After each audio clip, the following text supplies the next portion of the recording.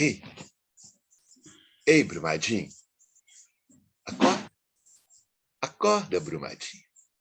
Então, mais uma semana, né? Mês de março, mês que celebramos o Dia Internacional da Mulher, que agora se estendeu, né? O mês inteiro. Aliás, nós precisamos de celebrar as mulheres o ano inteiro, né? A nossa sociedade patriarcal, machista, tem um débito, né, com essa parte fundamental das nossas vidas, que são as mulheres. E, dando sequência a nossas celebrações das mulheres, do feminino, nós vamos receber hoje aqui, para tomar um café com a gente, a Mônica. Mônica Sabino, da Origem. Bem-vinda, Mônica. Oi, Adir, bom dia para todos. Que bom, né, estarmos juntos nesse mês importante de uma celebração, como você disse, que tem que estar estendida, né, o máximo que for possível. Sim, e é sempre bom a gente... Sabe uma coisa que outro dia eu estava pesquisando aqui no YouTube e eu descobri que a maior parte do nosso público que assiste o Acorda Brumadinho são de mulheres. Isso me deixou assim, muito satisfeito. Eu achei que nós estamos conversando não que os homens não sejam bem-vindos, todos são bem-vindos, bem-vindos, bem-vindas, bem-vindos. Mas a gente precisa, né, a cada ação nossa, resgatar algumas coisas que essa sociedade nos levou para esse caminho, quase essa porta sem saída, né? Mas a gente vai abrindo ela devagarzinho aí, né, Adir? Com certeza. Até Mônica, ela ficar escancarada. Até ela ficar escancarada. É melhor que ela escancare, né?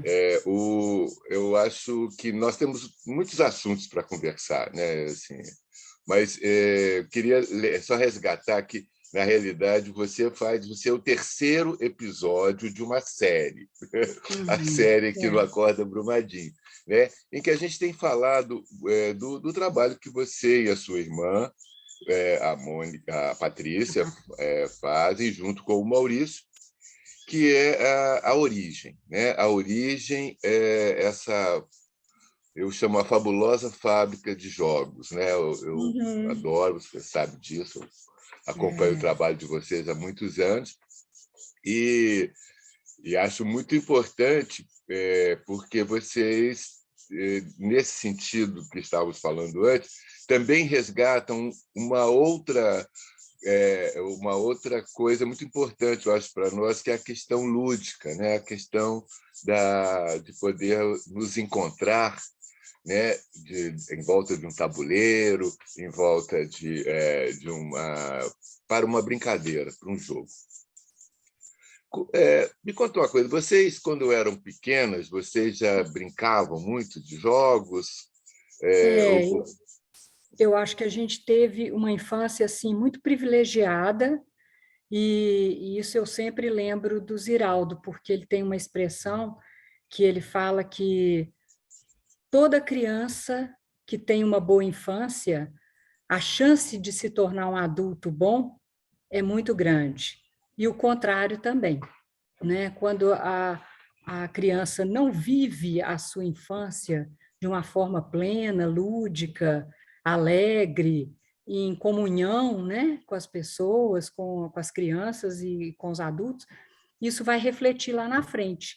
No nosso caso, a gente teve muita possibilidade assim de brincadeiras de rua e a gente morava no bairro do Carmo e eu lembro de meu pai conseguir uma vez até parar o carro do bombeiro para poder colocar alguns meninos dentro do carro e o bombeiro dar uma volta ali no quarteirão, sabe? Com as crianças. Então, era muita brincadeira também, né? E os jogos, eles estavam presentes. Meu avô, por parte de pai, ele era representante de firmas inglesas, e aí meu pai, sempre que tinha uma oportunidade, ele falava, né? Falava assim, porque depois essas representações passaram para ser trabalho de meu pai. E então, toda vez que tinha um inglês assim, em trânsito, aí ele falava: Ah, traz um brinquedo de lá para meus filhos, e aqui tem uma vizinhança muito boa para eles conhecerem como é que se brinca em outros lugares. Então, eu lembro muito, né, dos carrinhos de toys, dos mecanos, e brincar de toquinho. Então, eram esses jogos mais de criatividade, não era tanto jogo de tabuleiro. Mas Bastante. era uma coisa que foi nos aproximando com esse universo da criatividade, e quando a gente pensou assim em constituir a empresa mesmo, né, vindo de áreas diferentes e de não só de trabalho, mas de formação acadêmica, a gente queria muito algo que permeasse um pouco esse universo lúdico mesmo. Então, isso foi um mote, assim. E aí a gente começou, né? Acho que o Maurício já teve a oportunidade de falar isso, a Patrícia, né? Que foi a partir de um caleidoscópio que a gente escreveu. Eu lembro que a gente escreveu num papel.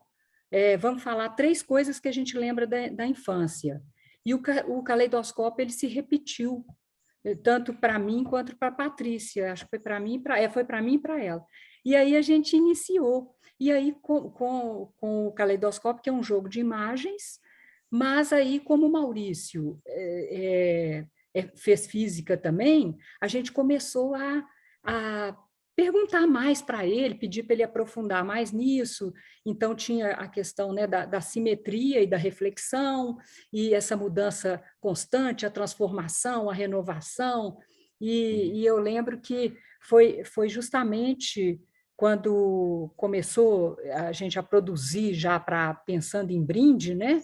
Era a eleição do Collor, que era a primeira vez que a gente estava votando para presidente, né? Depois da ditadura, e aí a empresa que era um banco, ela colocou uma mensagem que era esperança, crença, crise, problema e solução.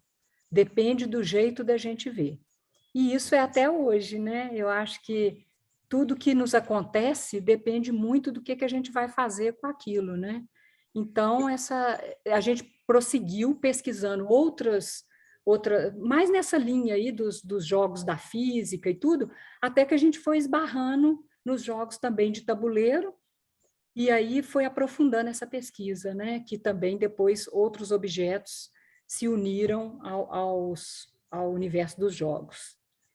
Uma coisa que eu queria que talvez a gente falasse um pouco mais é você fizesse um paralelo entre aquele momento, como você começou a falar, era o momento em que a gente estava iniciando esse processo de redemocratização, e esse momento que vivemos hoje, que é um momento também de reinvenção, né? E eu fico pensando assim, como que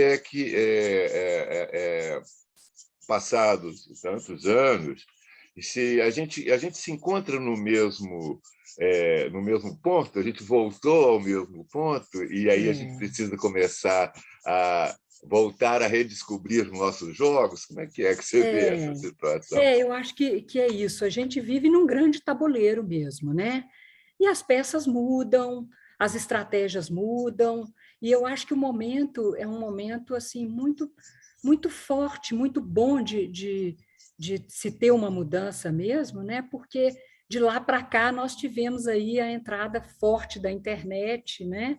Que mudou um pouco essa relação entre as pessoas, e a gente tem muitas coisas que já avançaram, e mais recentemente coisas, um retrocesso assim muito violento. Então, eu acho que o jogo, nesse sentido, ele é muito propício para a gente repensar essas questões, porque você ali tem que, não é só saber perder, você tem que saber ganhar também, né?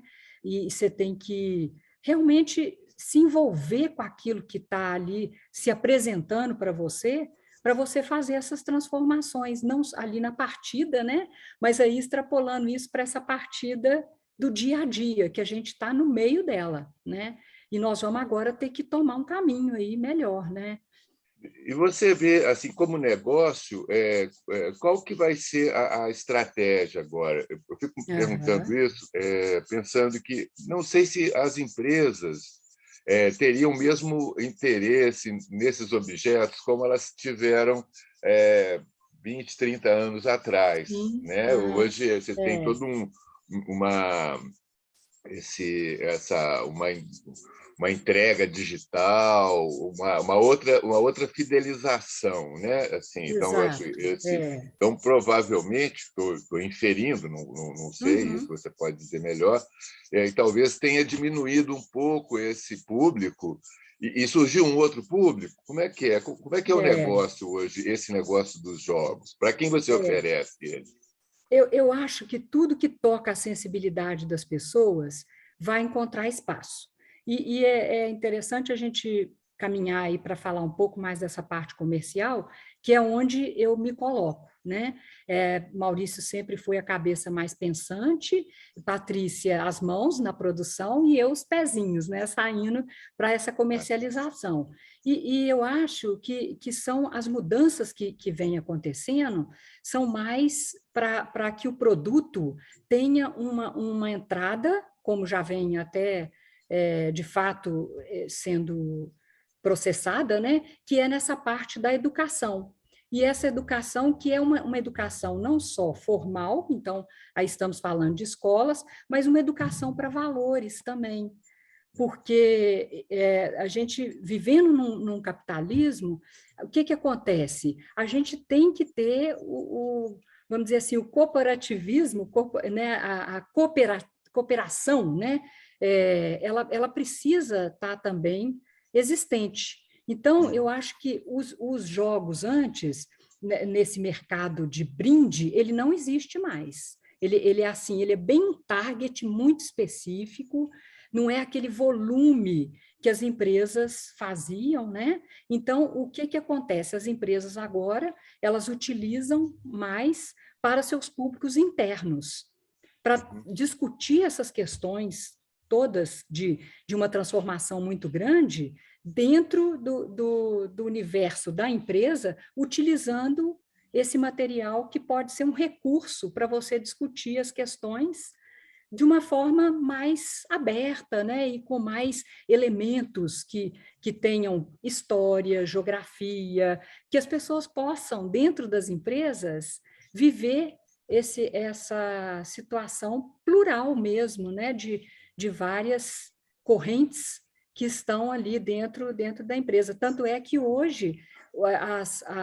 as equipes, né, são formadas muito por é, diversas formações mesmo, né? Então, você junta biólogo com engenheiro, com historiador, com sociólogo, com antropólogo, e isso que eu acho que faz a riqueza. E os jogos, então, eles têm esse caminho ainda dentro da empresa, mas dessa maneira. Não é aquela coisa assim, que a empresa estava mais preocupada para fora, né? Ela agora, eu sinto que elas estão mais preocupadas mesmo para esse público interno, que vai conceber todo o produto e o trabalho deles, né? Pegando o início da nossa conversa, como é que é o pezinho, quer dizer, ser a empreendedora que leva É, essa ferramenta para esse mercado? Você, como mulher, você sente alguma dificuldade à medida que está levando também uma ferramenta que vai mudar as estruturas, ou pelo menos vai ajudar, é uma ferramenta de mudança, né, de transformação? eu acho que assim a Origem teve uma oportunidade de ouro, que foi quando a gente iniciou, as empresas aqui, né, o mercado era mais restrito, porque a gente tem essa vocação mais de empresas de produtos primários, né? E aí o que acontecia? A gente começou a vislumbrar outra praça, porque a gente sabia que aqui era mais restrito. E aí a gente começou, então, a seguir para São Paulo, no caso, e primeiro, e eu me lembro que uma ocasião, quando eu voltei uma vez de lá, que a gente fechava a agenda para fazer visitas, então eu estou falando de um tempo em que isso se dava, né, muito também presencialmente, né, a gente visitava as empresas, e aí uma vez, quando eu cheguei, que o avião pousou, quando no dia seguinte eu fui fazer uma reunião, eu falei, gente, nós vamos ter que ir para São Paulo. Aí eles falaram, mas por que você está tão convicta, né, que a gente vai ter que ter uma base lá? Eu falei, de fato, vai ter, o comercial vai ter que estar baseado lá. E isso foi uma coisa mesmo, porque quando eu lembro que a gente estava para decolar, que eu olhei assim para a pista, estava mais cheio de avião. E quando pousou aqui, tinha o nosso avião, um outro avião do lado, e passando aquele profissional, né, da bicicleta, ali que transita ali de bicicleta, né? Eu falei, ó, lá estava assim de avião, aqui tinha mais um e uma bicicleta, então eu acho que isso aí está falando alguma coisa, né? Uhum. E eu acho que isso daí é um pouco do universo, talvez a gente tenha isso muito no feminino, embora eu acho que o ideal é que essas coisas se equilibrem, né? O masculino dentro da gente e o feminino dentro do masculino, porque eu acho que isso é que é bonito mesmo, dessas.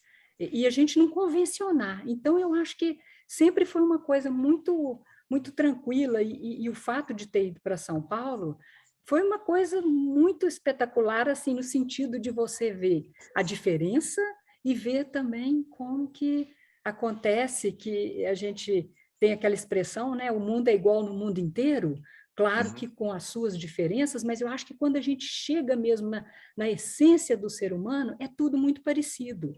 Agora, acho que um aprendizado enorme quando você tem essa oportunidade de comercializar em praças diferentes, porque você vai vendo assim como é que aquilo pode significar para o produto e o que tem que ser mantido, o que tem que ser transformado para atender praças diferentes.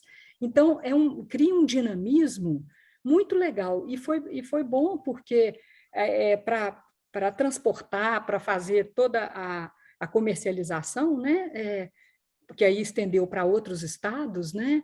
E depois a gente optou também, por uma ocasião, ter um showroom no Rio de Janeiro, mas com vistas sempre a penetrar o máximo que a gente pudesse em outros estados, porque eu acho que a riqueza do Brasil é essa também, né?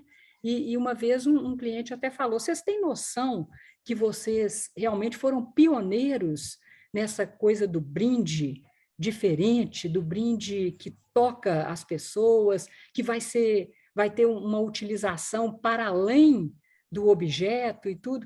E aí é aquela coisa, né, que às vezes quem é muito fazedor, né, no caso, quem tem esse perfil comercial que eu tenho, a gente tem que vislumbrar os passos para frente, mas a gente sempre tem que também estar tocador, né? Você tem metas para atingir, você tem equipe, você tem que justamente manter esse pessoal todo motivado e conseguir fazer com que a roda gire bem, né? Então, eu acho que dentro disso, eu sempre fiquei muito confortável e acho que tive oportunidade, assim, depois também, quando a gente pensou em expandir para o mercado internacional, né? Porque a gente já, de certa forma, exportava, uma vez que algumas empresas eram multinacionais, e isso chegava em outros países. E ao chegar em outros países, saindo da base em São Paulo, às vezes a gente era contratado até já pela empresa em outro país, que Uhum. aí tinha gostado daquilo. Por exemplo, acontecia um evento, eles ganharam daqui do Brasil, mas aí eles falaram: a gente agora vai ter um evento aqui, então a gente começou a ter que ter os textos em inglês e espanhol, principalmente, e É, eventualmente até em outras traduções. Esse período da pandemia ele provocou uma mudança radical, né, em muitos setores, o setor de serviços, ele foi bastante impactado. Como é que você pensa agora esse momento de reclusão, quer dizer, que nós todos É, estamos é, guardadinhos, esperando a vacina? Qual que é o momento seguinte? O que você é. vislumbra para o futuro agora da Isso. origem, do Eu acho que a trabalho que gente tem vocês uma fazem? outra, eu acho que a gente tem uma outra pandemia aí, que é essa pandemia que eu diria das pessoas estarem achando que tudo se resolve na máquina, tudo se resolve pela tecnologia. É evidente que isso aí é uma coisa importantíssima e afeta tantas áreas, né? Inteligência artificial, tudo, e isso é progressivo. Mas eu acho que vai ter que ter esse equilíbrio e que as coisas venham a ser híbridas mesmo, para a Uhum. gente poder não perder o contato, porque se tudo for é, virtual, eu acho que fica meio chato, inclusive, Uhum. né? Por exemplo, para quem gosta de vender, para quem é um vendedor nato ou uma vendedora nata, você quer estar com o outro.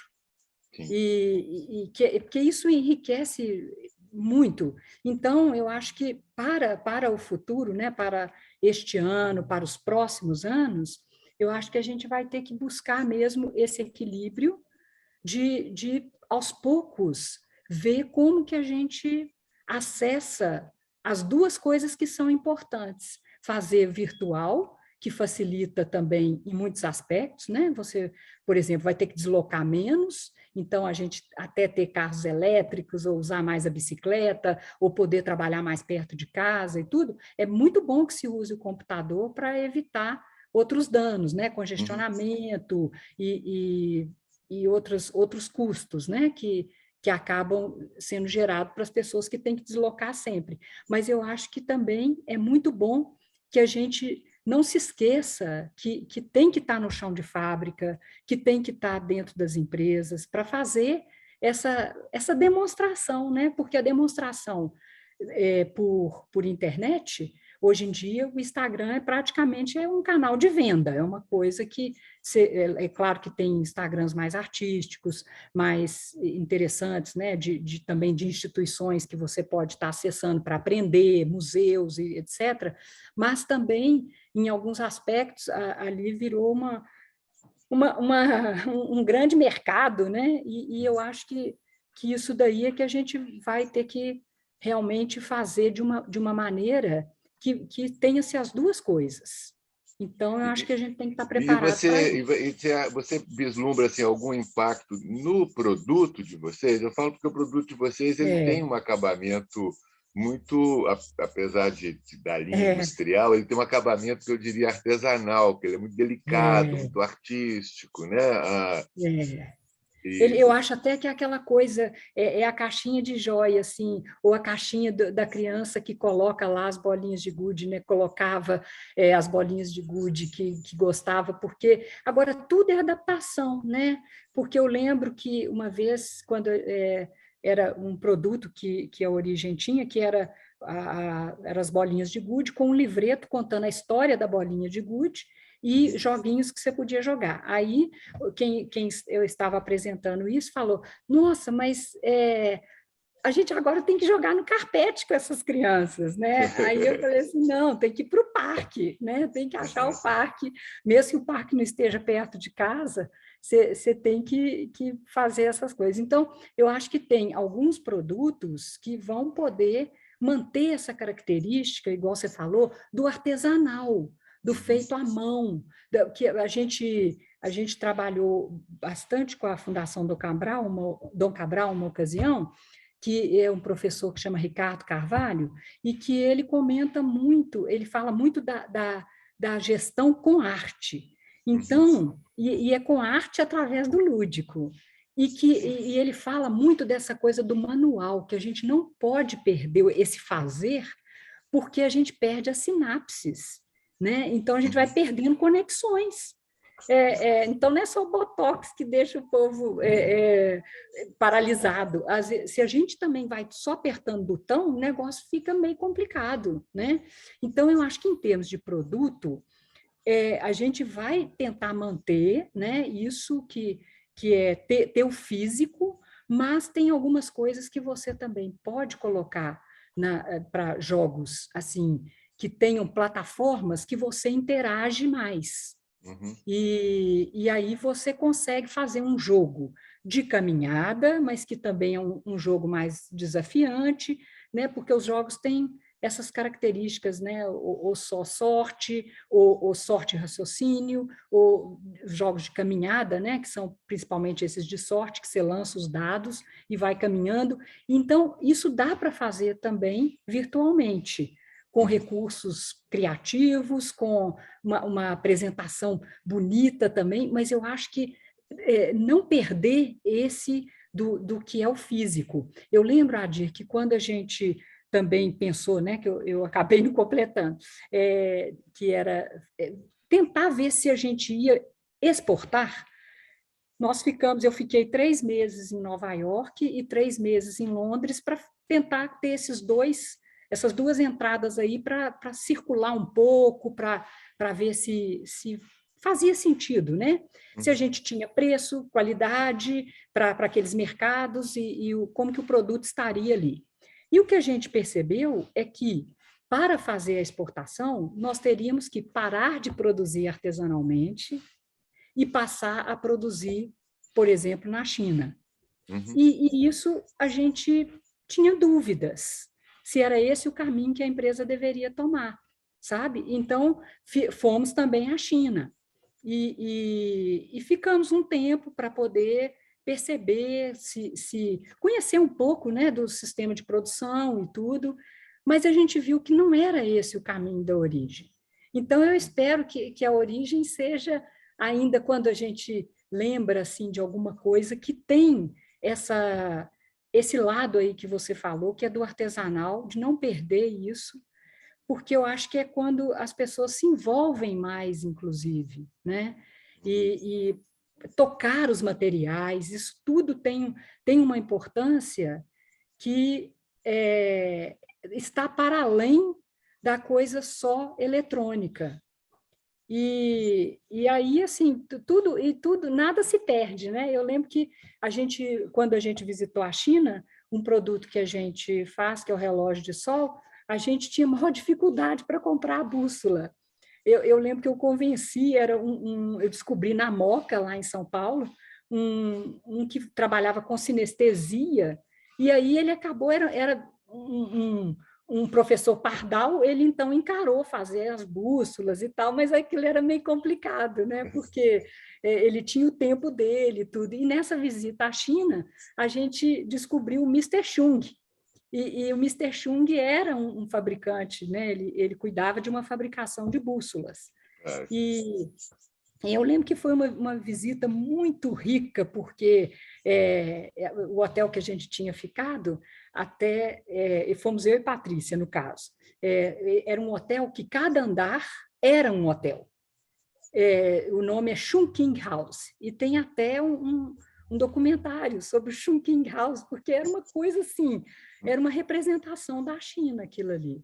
E ainda não era a China grande, né? Nós estávamos em Hong Kong e tudo, e eu lembro que às vezes a gente ficava na janela, assim, observando, e tinham muitas nacionalidades e tudo, e muitas indumentárias diferentes, né? Porque gente de todo lugar.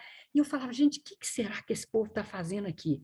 E nós já pesquisando, e aí também, um dia só sei que a gente acabou vendo um grupo, identificamos que era um grupo que a gente tinha observado, que estava lá, eram os africanos, e eles estavam lá vendendo uns tecidos e vendendo umas obras de arte, e nós estávamos comprando a bússola. Então, é isso que eu falo que é curioso, porque assim, o mundo é muito parecido, né? Eles estavam vendendo e nós estávamos comprando. E eu lembro que tinha gente que falava assim, mas como que vocês fizeram? Vocês não falavam chinês? Aí eu falava assim, não, a gente foi se comunicando. Então, e ainda brinquei, né? Quando um quer comprar e o outro quer vender, dá negócio.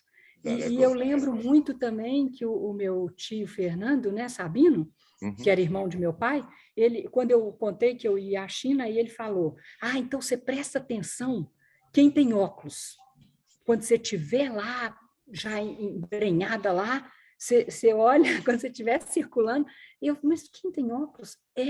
Porque quem tem óculos é que tinha acesso a livro e começava a ver que não enxergava e tinha, então aí vai falar inglês. Pode ter certeza que quem usa óculos fala inglês. Então, eu acho que esses códigos, né, desculpa, códigos, quando você está nessa civilização, né, que pode estar ou no interior de um estado. Eu lembro que, por exemplo, era muito interessante poder comercializar na Bahia, era muito rico assim a cultura, né? Que era a gente tem essa tendência da coisa ficar um pouco centralizada nas capitais mais do Sudeste e tudo, e você vai vendo a riqueza que tem, né? E ao mesmo tempo são Paulo também tem essa particularidade, né? Porque você conhece paulistanos, paulistas e conhece o resto do Brasil, né? E muito mineiro, né? Que a gente brincava que o que tinha mais em São Paulo era mineiro, porque é um estado muito redondo, né? O formato dele, vai gente para todo lado, né? E para todos os Você estados. falando assim da China, eu fico pensando que hoje um dos grandes projetos da China é de renovar, reavivar a Rota da Seda, né? Exato. Que é um lugar de fazer negócio, é um negócio, Exato. é um grande caminho de negociantes e negócio, né? Nós estamos vivendo uma guerra É, na Ucrânia que é outro caminho de negócios, né? De é. povos que Pois, circulam e tudo. exato. Então, aí, Mônica, a gente está chegando assim no fim do nosso tempo e Uhum. pegando esse resgate, vamos dizer assim, que os chineses vão fazer lá da sua rota, É, essa ideia que você fala do vendedor, da vendedora que precisa estar encontrando o seu cliente, né, e observando as diferenças do mundo. Eu, eu te pergunto, para você é uma mulher engajada, não só uma empreendedora, mas engajada politicamente, atenta ao, ao que está acontecendo no nosso mundo, no nosso país. Qual que é a nossa tarefa para 22, na sua opinião? hum, Qual que é é, o nosso trabalho? eu acho que é a gente não perder, não deixar, né, de ter lugar na nossa alma o caixeiro ou a caixeira viajante, né? Porque eu acho que é circulando que a gente acessa todas as tendências, todas as particularidades. Então, eu acho que esse ano é um ano para a gente realmente estar com as pessoas, seja da maneira que for, né, se for através dos jogos ou não, mas ter bastante contato com as pessoas para a gente estar conversando, estar falando dessas coisas todas, porque não pode, a gente não, né, como que a gente consegue entender? Estamos vivendo uma pandemia e estamos sabendo disso tudo que está acontecendo, né, de uma guerra aonde você tem né, o comércio maior que está envolvido nisso é comércio de armas. Então, é muito duro. Então, eu acho que 2022, principalmente considerando que temos eleições no país esse ano, e eu acho que nós temos que estar mesmo com a mala na mão e andando para tudo quanto é lado, né? Mesmo seja essa mala simbólica, né? Que é aquilo que a gente tem de melhor nosso que a gente colocou ali para circular, não precisa ser muito, mas que a gente esteja nesse encontro mesmo, né, do outro, encontrar com o outro também, com a sua mala, a gente abrir, conversar ali, trocar, ver o que cada um está buscando, para a gente poder fazer essas mudanças, não só, vamos dizer assim, a nível de trabalho, né, de empresa, de comércio e tudo, mas essas mudanças maiores que a gente está aí ansioso e lutando por elas, né? De podermos ter mais igualdade mesmo, né? E podermos construir um país melhor e um mundo melhor, né? Com certeza. Mônica, ó, muito obrigado por você estar essa manhã aqui conosco. Eu que agradeço, viu, Adir? É um prazer e uma alegria mesmo, porque eu acho que o alcance desse programa é que faz a coisa ser também rica, né? As pessoas poderem estar acessando para poder conhecer muitas pessoas que têm experiências ricas, né, para estar repartindo aqui. Bacana demais. Olha, vida longa para a Origem. Um Muito beijão obrigada. no É, coração. E é olha isso só, aí. você que chegou aqui agora, não esquece de se inscrever no canal, se você não se inscreveu ainda. Dá o like, que é para a gente educar os algoritmos. Esse é o jogo. A gente educa os algoritmos e os algoritmos ajudam as outras pessoas a nos encontrar. Uma boa semana para todos.